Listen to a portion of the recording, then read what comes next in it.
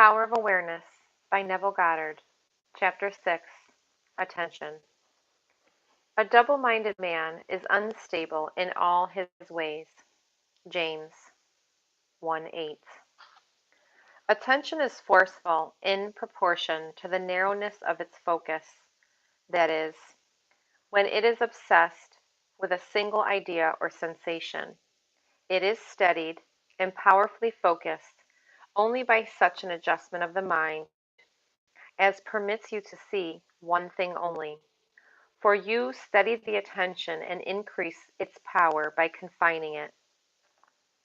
The desire which realizes itself is always a desire upon which attention is exclusively concentrated, for an idea is endowed with power only in proportion to the degree of attention fixed on it.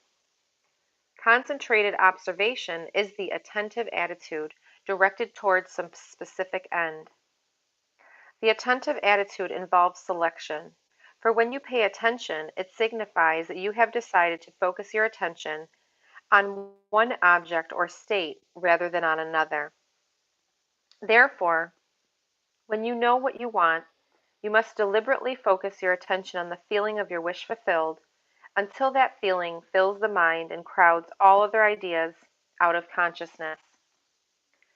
The power of attention is the measure of your inner force. Concentrated observation of one thing shuts out the other thing and causes them to disappear.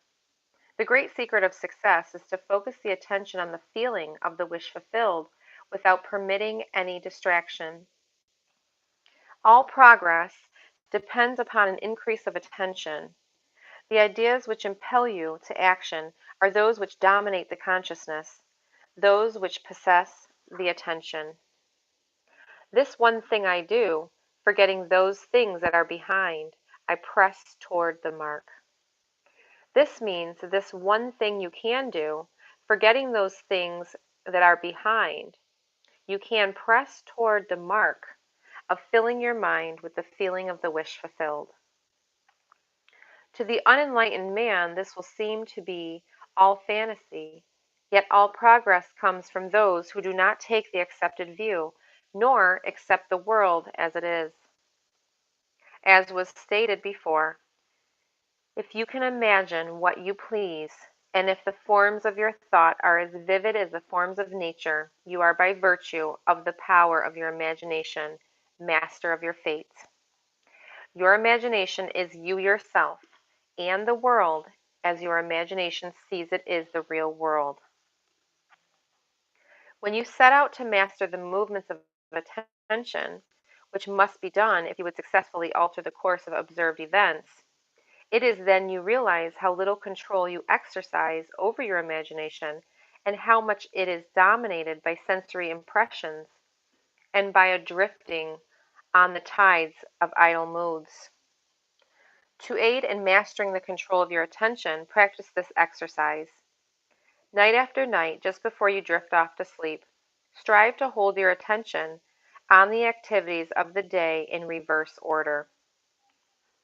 Focus your attention on the last thing you did, that is, getting into bed, and then move it backwards in time over the events until you reach the first event of the day, getting out of bed.